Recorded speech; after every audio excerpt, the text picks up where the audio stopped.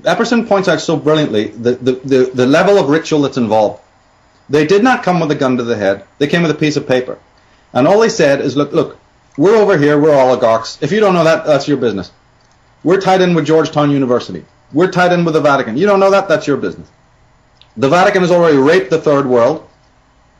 They've already kept people in a state of unbelievable primitivism. But if you don't notice that and don't think there's anything to that, well, that's all right.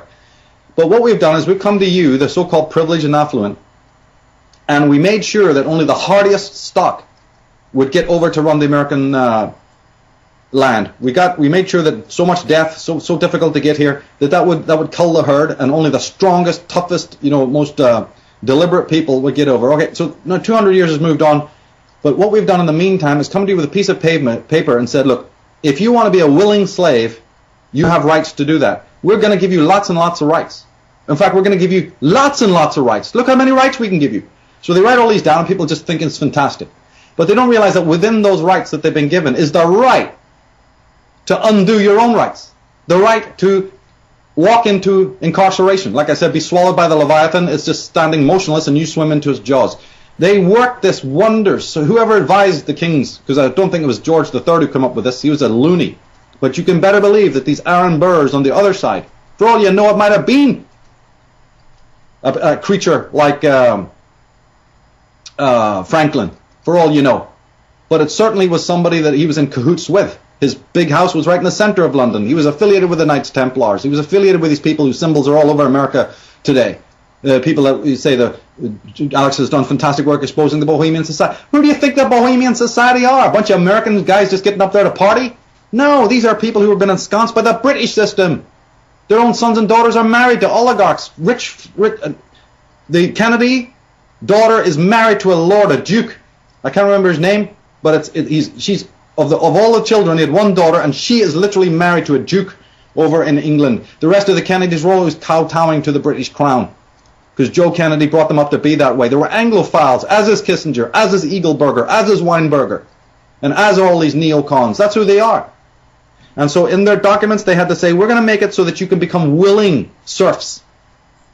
And we'll egg it along by causing so much trauma and meltdown in your lives, both on a federal level where they upped all the people in the Depression. They wanted to unroot all the people from the land, so they were able to do that. They've done that ever since. They've just done it again.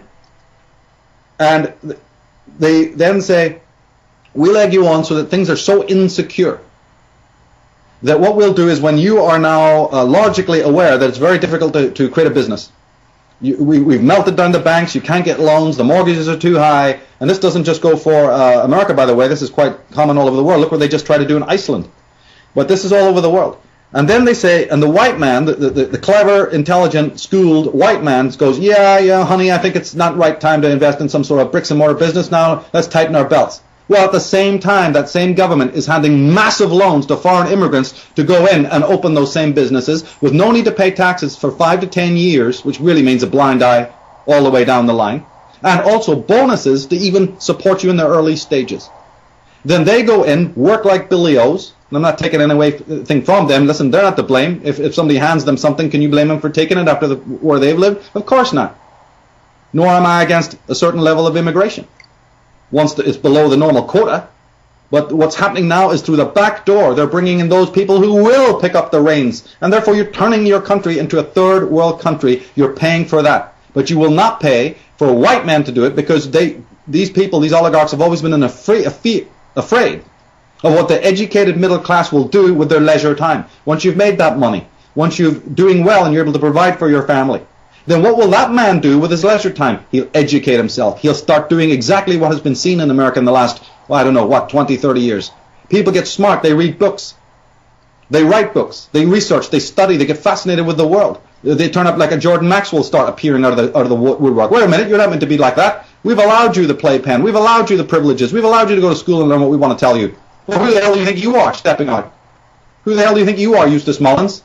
Who do you think you are, Ezra Pound? We'll put your ass in jail. You're not meant to go any further with the questioning than we demand of you. You work for us, we give you your privilege, and that's all you should be doing.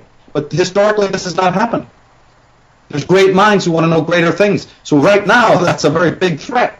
through the massive downsizing of the schools and colleges, the massive suppression that you're seeing on the internet, the massive suppression of knowledge, the garbage that's thrown up on magazine, TV, and newspaper from morning till night, the cluelessness of the people that you see posting on these various forums. Michael. Legal cluelessness. Michael, it is almost laughable if it wasn't tragic.